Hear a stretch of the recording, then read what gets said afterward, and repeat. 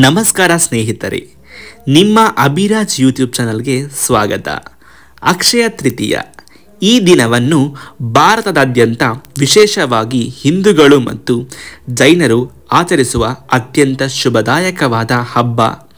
ಅದೃಷ್ಟ ಮತ್ತು ಸಮೃದ್ಧಿಯನ್ನು ಕೋರುವ ಹಬ್ಬವಾದ ಅಕ್ಷಯ ತೃತೀಯವನ್ನು ಯಾವುದೇ ಕೆಲಸ ಕಾರ್ಯಗಳಿಗೂ ಫಲಪ್ರದ ನೀಡುವ ದಿನವೆಂದೇ ಪರಿಗಣಿಸಲಾಗುತ್ತದೆ.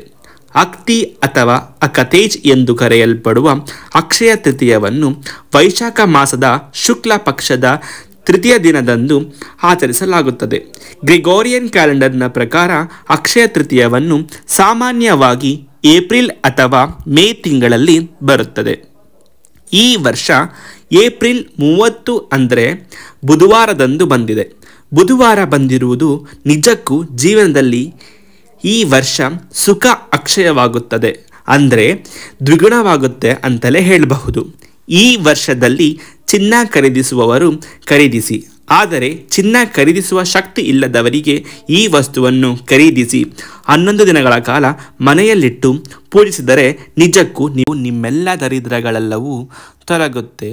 ಅದಲ್ಲದೆ 11 ದಿನಗಳಲ್ಲೇ ನಿಮಗೆ ಸಿಹಿ ಸುದ್ದಿ ಸಿಗುತ್ತೆ, ಇದು ನಿಶ್ಚಿತ. ಅಷ್ಟಕ್ಕೂ ಈ ದಿನ ಏನು ಮಾಡಬೇಕು ಅನ್ನೋದನ್ನ ಇಂದಿನ ಸಂಚಿಕೆಯಲ್ಲಿ ನಾನು ನಿಮಗೆ ತಿಳಿಸ್ಕೊಡ್ತೀನಿ. ಅದಕ್ಕೂ ಮುನ್ನ ನನ್ನ ಚಾನಲ್ಗೆ ನಿಮ್ಮೆಲ್ಲರ ಬೆಂಬಲ ಇರಲಿ ಸ್ನೇಹಿತರೆ. ಹಾಗೆಯೇ ನನ್ನ ಯೂಟ್ಯೂಬ್ ಚಾನಲ್ನ ಸಬ್ಸ್ಕ್ರೈಬ್ ಮಾಡಿಕೊಂಡು ನನ್ನ ಎಲ್ಲ ವೀಡಿಯೋಸ್ಗಳನ್ನ ನೋಡಿ ಹಾಗೆ ಶೇರ್ ಮಾಡಿ. ಎಲ್ಲರಿಗೂ ಕೂಡ ಈ ವಿಡಿಯೋ ಅನುಕೂಲವಾಗಲಿ, ಹಾಗೆಯೇ ಅವ್ರಿಗೂ ಕೂಡ ಈ ವಿಡಿಯೋಯಿಂದ ಒಳ್ಳೆ ಇನ್ಫಾರ್ಮೇಷನ್ ಸಿಗುತ್ತೆ. ಅಕ್ಷಯ ತೃತೀಯ ಈ ದಿನದಂದು ಸೂರ್ಯ ಮತ್ತು ಚಂದ್ರರಿಬ್ಬರು ತಮ್ಮ ಸ್ಥಾನದಲ್ಲಿ ಉತ್ತಮ ಸ್ಥಿತಿಯಲ್ಲಿರುತ್ತಾರೆ ಎಂದು ಹೇಳ್ತಾರೆ. ಈ ದಿನವನ್ನು ಅಕತೇಜ್ ಎಂದು ಕರೆಯಲಾಗುತ್ತೆ. ಈ ದಿನದ ಶುಭ ಸಮಯಗಳೆಂದರೆ ಸೂರ್ಯೋದಯ ಬೆಳಗ್ಗೆ 5:58 ಆಗುತ್ತೆ, ಹಾಗೆ ಸೂರ್ಯಾಸ್ತ ಸಂಜೆ 6:50 ಆಗುತ್ತೆ. ತೃತೀಯ ತಿಥಿ ಸಮಯದ ಆರಂಭ ಅಂದರೆ ಏಪ್ರಿಲ್ 29 ಸಂಜೆ 5:30ರಿಂದ ಏಪ್ರಿಲ್ 30 ಮಧ್ಯಾಹ್ನ 2ರವರೆಗೆ ಇರುತ್ತೆ. ಅಕ್ಷಯ ತೃತೀಯ ಪೂಜಾ ಮುಹೂರ್ತದ ಸಮಯ ಏಪ್ರಿಲ್ 30 ಬೆಳಗ್ಗೆ 5:58 ಪ್ರಾರಂಭವಾದರೆ ಮಧ್ಯಾಹ್ನ 12:24ರವರೆಗೂ ಶುಭದಾಯಕವಾಗಿರುತ್ತೆ. ಜ್ಯೋತಿಷ್ಯ ಶಾಸ್ತ್ರದ ಪ್ರಕಾರ ಅಕ್ಷಯ ತೃತೀಯ ದಿನದಂದು ಸೂರ್ಯ ಮತ್ತು ಚಂದ್ರರು ಉನ್ನತ ಸ್ತರದಲ್ಲಿರುತ್ತಾರೆ. ಹಾಗಾಗಿ ಸೂರ್ಯನೇ ಆಗಲಿ ಚಂದ್ರನೇ ಆಗಲಿ ಅತ್ಯಂತ ಪ್ರಕಾಶಮಾನವಾದ ಬೆಳಕನ್ನು ಈ ದಿನದಂದು ಹೊರಸೂಸುತ್ತಾರೆ. ಶುಕ್ರ ಗ್ರಹ ಕೂಡ ಅದರ ಪ್ರಕಾಶಮಾನವನ್ನು ಭೂಮಿಯ ಮೇಲೆ ಸೂಸುತ್ತದೆ. ಈ ದಿನ ಜಗತ್ತಿನಲ್ಲಿರುವ ಎಲ್ಲ ಶಕ್ತಿಗಳು ಒಟ್ಟಾಗಿ ಒಂದೇ ರೇಖೆಯಲ್ಲಿ ಸಮಾನಾಂತರವಾಗಿ ಸಂಧಿಸುತ್ತವೆ ಎಂದು ನಂಬಲಾಗಿದೆ.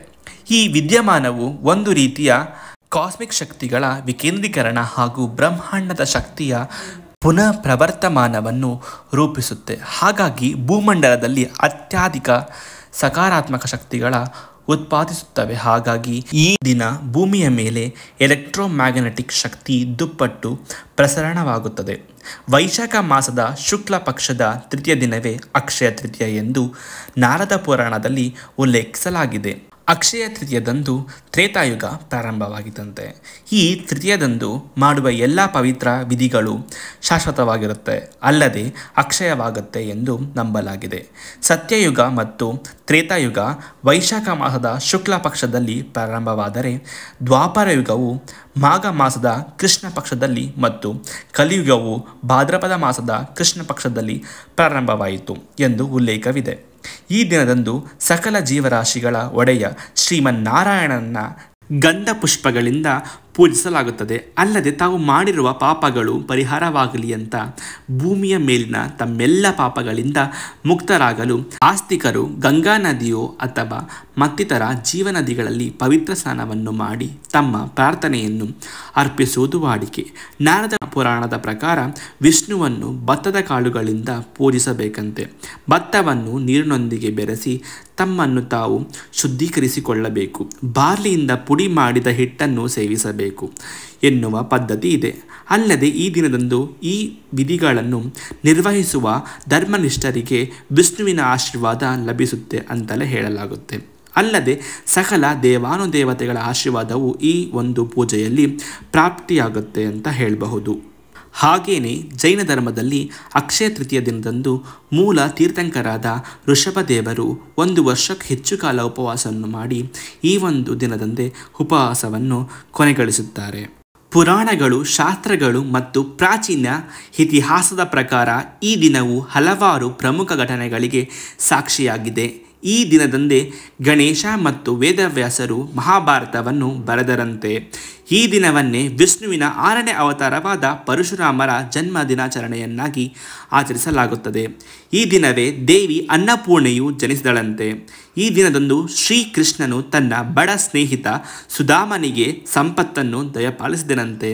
ಮಹಾಭಾರತದ ಪ್ರಕಾರ ಈ ದಿನದಂದು ಶ್ರೀಕೃಷ್ಣನು ಪಾಂಡವರು ವನವಾಸದಲ್ಲಿದ್ದಾಗ ಅಕ್ಷಯ ಪಾತ್ರೆಯನ್ನು ಅವರಿಗೆ ಅರ್ಪಿಸಿ, ವನವಾಸದ ಸಮಯದಲ್ಲಿ ಹಸಿವಿನಿಂದ ಬಳಲಬಾರದು ನನ್ನ ನಂಬಿದವರು ಎಂದು ಸೂರ್ಯ ಬಟ್ಟಲನ್ನು ಕರುಣಿಸಿದನಂತೆ ಎಂದು ಕಥೆಯೂ ಇದೆ. ಈ ದಿನದಂದು ಗಂಗಾ ನದಿಯು ಸ್ವರ್ಗದಿಂದ ಧರೆಗೆ ಧುಮುಕಿದಳೆಂದು ಇತಿಹಾಸವಿದೆ. ಈ ದಿನದಂದೇ ಕುಬೇರನು ಲಕ್ಷ್ಮೀದೇವಿಯನ್ನು ಪೂಜಿಸುವುದರಿಂದ ದೇವತೆಗಳ ಅಧಿಪತಿಯಾಗಿ ನಿಯೋಜಿಸಲಾಯಿತಂತೆ. ಈ ದಿನದಂದು ಸಾಮಾನ್ಯವಾಗಿ ಆಚರಿಸುವ ಪದ್ಧತಿ ಎಂದರೆ ಉಪವಾಸವನ್ನು ಆಚರಿಸುವುದು. ಬಡವರಿಗೆ ಅಕ್ಕಿ, ಉಪ್ಪು, ತುಪ್ಪ, ತರಕಾರಿಗಳು, ಹಣ್ಣುಗಳು ಮತ್ತು ಬಟ್ಟೆಗಳನ್ನು ದಾನ ಮಾಡುವುದು. ವಿಷ್ಣುವಿನ ಸಂಕೇತವಾಗಿ ತುಳಸಿ ನೀರನ್ನು ತಮ್ಮ ಮನೆ ಅಥವಾ ಕಚೇರಿಯ ಸುತ್ತಲೂ ಸಿಂಪಡಿಸುವುದು. ಪೂರ್ವ ಭಾರತದಲ್ಲಿ ಈ ದಿನವು ಮುಂಬರುವ ಸುಗ್ಗಿಯ ಋತುವಿನ ಮೊದಲ ಉಳುಮೆಯ ದಿನವಾಗಿ ಪ್ರಾರಂಭವಾಗುತ್ತೆ. ಅಲ್ಲದೆ ಉದ್ಯಮಿಗಳು ಹೊಸ ಲೆಕ್ಕ ಪರಿಶೋಧನಾ ಪುಸ್ತಕವನ್ನು ಬರೆಯಲು ಈ ದಿನವನ್ನು ಆಚರಿಸುತ್ತಾರೆ. ಅದಕ್ಕೂ ಮೊದಲು ಗಣೇಶ ಮತ್ತು ಲಕ್ಷ್ಮೀದೇವಿಯನ್ನು ಅತಿ ನಿಷ್ಠೆಯಿಂದ ಪೂಜಿಸುತ್ತಾರೆ. ಇದನ್ನು ಹಲಾಕಾತ್ ಎಂದು ಕರೆಯುತ್ತಾರೆ. ಈ ದಿನದಂದು ಅನೇಕ ಜನರು ಚಿನ್ನದ ಆಭರಣವನ್ನು ಖರೀದಿಸುತ್ತಾರೆ. ಯಾಕಂದರೆ ಚಿನ್ನವು ಅತ್ಯಂತ ಅದೃಷ್ಟ ಮತ್ತು ಸಂಪತ್ತಿನ ಸಂಕೇತವಾಗಿರೋದರಿಂದ ಈ ದಿನದಂದು ಚಿನ್ನವನ್ನು ಖರೀದಿಸುವುದು ಅತ್ಯಂತ ಶುಭವೆಂದು ಪರಿಗಣಿಸಲಾಗುತ್ತದೆ. ಈ ದಿನದಂದು ಮದುವೆ, ಪ್ರವಾಸ, ಹೊಸ ವ್ಯಾಪಾರ ಉದ್ಯಮಗಳು, ಮನೆ ನಿರ್ಮಾಣ ಕಾರ್ಯಗಳು ಪ್ರಾರಂಭವಾಗುತ್ತೆ. ಈ ದಿನದಂದು ಗಂಗಾ ನದಿಯಲ್ಲಿ ಪವಿತ್ರ ಸ್ನಾನವನ್ನು ಮಾಡುವುದು, ಬಾರ್ಲಿಯನ್ನು ಯಜ್ಞಕ್ಕೆ ನೈವೇದ್ಯ ಮಾಡುವುದು ಮತ್ತು ದಾನ ಧರ್ಮ ಮಾಡುವುದು ಪ್ರಮುಖವಾದವು. ಜೈನರು ಈ ದಿನದಂದು ಕಬ್ಬಿನ ರಸವನ್ನು ಕುಡಿಯುವ ಮೂಲಕ ತಮ್ಮ ವ್ರತವನ್ನು ಕೊನೆಗೊಳಿಸುತ್ತಾರೆ. ಈ ದಿನದಂದು ಶ್ರೀಕೃಷ್ಣನ ಮೂರ್ತಿಗೆ ಶ್ರೀಗಂಧವನ್ನು ಲೇಪನ ಮಾಡಲಾಗುತ್ತದೆ. ಯಾಕಂದರೆ ಈ ರೀತಿಯಾಗಿ ಮಾಡುವವರು ಮರಣದ ನಂತರ ಸ್ವರ್ಗವಾಸಿಯಾಗುತ್ತಾರೆ ಎಂಬ ನಂಬಿಕೆ ಇದೆ. ಇನ್ನು ಈ ದಿನ ಕೇವಲ ಚಿನ್ನ ಮಾತ್ರ ಖರೀದಿಸಬೇಕೆಂದಿಲ್ಲ. ಉಳ್ಳವರು ಶಿವಾಲಯ ಮಾಡುವರು, ನಾನೇನು ಮಾಡಲಿ ಬಡವನಯ್ಯ ಎಂಬ ಬಸವಣ್ಣನವರ ವಚನದಂತೆ ಉಳ್ಳವರು ಚಿನ್ನವನ್ನು ಖರೀದಿಸಿ ಅವರ ಯೋಗ್ಯತೆ ಅನುಸಾರವಾಗಿ ಪೂಜೆ ಆಚರಣೆ ಮಾಡುತ್ತಾರೆ. ಆದರೆ ಬಡವರು, ಮಧ್ಯಮ ವರ್ಗದವರು, ಆರ್ಥಿಕವಾಗಿ ಸದೃಢರಾಗದೇ ಇದ್ದವರು ಏನು ಮಾಡಬೇಕು? ಏನನ್ನು ಖರೀದಿಸಿದರೆ ಒಳ್ಳೆಯದು? ಪೂಜೆ ವಿಧಿವಿಧಾನ ಹೇಗಿರಬೇಕು ಅನ್ನೋದು ತಿಳಿಸ್ಕೊಡ್ತೀನಿ. ಈ ದಿನದಂದು ಒಂದು ಕುಬೇರ ಲಕ್ಷ್ಮಿ ಯಂತ್ರವನ್ನು ಅಥವಾ ವಿಗ್ರಹವನ್ನು ಖರೀದಿಸಬೇಕು. ವಿಗ್ರಹ ಅಂದರೆ ಅದು ಹಿತ್ತಾಳೆ ಅಥವಾ ಕಂಚಿನ ವಿಗ್ರಹ ಆಗಿದ್ರೂ ಪರವಾಗಿಲ್ಲ. ನಿಮ್ಮ ಅಂಗೈಗೆ ಮುಚ್ಚುವಷ್ಟು ಇರಬೇಕು, ಅಂದರೆ ಅಂಗೈ ಒಳಗಡೆ ಮುಚ್ಕೊಳ್ಳೋಷ್ಟು ಇರಬೇಕು. ಯಂತ್ರವಾದರೆ ಪುಟ್ಟ ಯಂತ್ರವನ್ನು ಖರೀದಿ ಮಾಡಿ. ಮನೆಗೆ ತರುವ ಮುನ್ನ 250 ಗ್ರಾಂ ಭತ್ತವನ್ನು ಖರೀದಿಸಿ ನೀರಿನಲ್ಲಿ ತೊಳೆದು ಯಂತ್ರವು ಅಥವಾ ವಿಗ್ರಹವನ್ನು ಭತ್ತದ ಮಧ್ಯದೊಳಗೆ ಮುಚ್ಚಿ ಇಡಬೇಕು.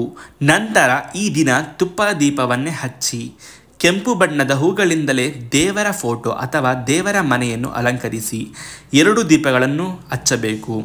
ಈ ದೀಪದಲ್ಲಿ 1 ಏಲಕ್ಕಿಯನ್ನು ಹಾಗೂ 3 ಭತ್ತದ ಕಾಳುಗಳನ್ನು ಹಾಕಬೇಕು. ಬಳಿಕ ಭತ್ತದಲ್ಲಿ ಹುದುಗಿಸಿಟ್ಟ ವಿಗ್ರಹವನ್ನು ಅಥವಾ ಯಂತ್ರವನ್ನು ತೆಗೆದು ಅರಿಶಿಣ, ಕುಂಕುಮವನ್ನು ಲೇಪಿಸಿ ಶ್ರೀಗಂಧ ಇದ್ದರೆ ನಿಮ್ಮ ಎದೆಯ ನಡುಭಾಗಕ್ಕೆ ಲೇಪಿಸಿಕೊಳ್ಳಿ. ಆ ಭಾಗದಲ್ಲೇ ನಿಮ್ಮ ಉಂಗುರದ ಬೆರಳನ್ನು ಒತ್ತಿ ಹಿಡಿದು ನಿಮ್ಮ ಮನೋಕಾಮನೆಗಳನ್ನು ಸಂಕಲ್ಪ ಮಾಡಿಕೊಳ್ಳಬೇಕು. ಬಳಿಕ ಆ ಯಂತ್ರಕ್ಕೂ ಅಥವಾ ವಿಗ್ರಹಕ್ಕೂ ಜೇನುತುಪ್ಪದಿಂದ ಮಧ್ಯಭಾಗಕ್ಕೆ ಲೇಪಿಸಿ ಧೂಪವನ್ನು ತೋರಿಸಿ. ಮನಸ್ಸಿನಲ್ಲಿಯೇ ನಿಮ್ಮ ಮನೆಗೆ ಕುಬೇರ ಮತ್ತು ಲಕ್ಷ್ಮೀದೇವಿಯ ಆಗಮನವಾಗಿದೆ, ಸಕಲ ಕಷ್ಟಗಳು ಸಮಾಪ್ತಿಯಾಗಿದೆ, ನಾನು ನನ್ನ ಕುಟುಂಬ ಸುಖವಾಗಿದ್ದೇವೆ ಎಂದು ಭಾವಿಸಿ 1 ತಾಜಾ ಹೂವನ್ನು ಅದರ ಮೇಲಿಡಿ. ನಂತರ ಕುಬೇರ ಮಂತ್ರ ಯಾವುದಾದರೂ ಒಂದನ್ನು 108 ಅಥವಾ 48 ಬಾರಿ ಪಠಿಸಬೇಕು.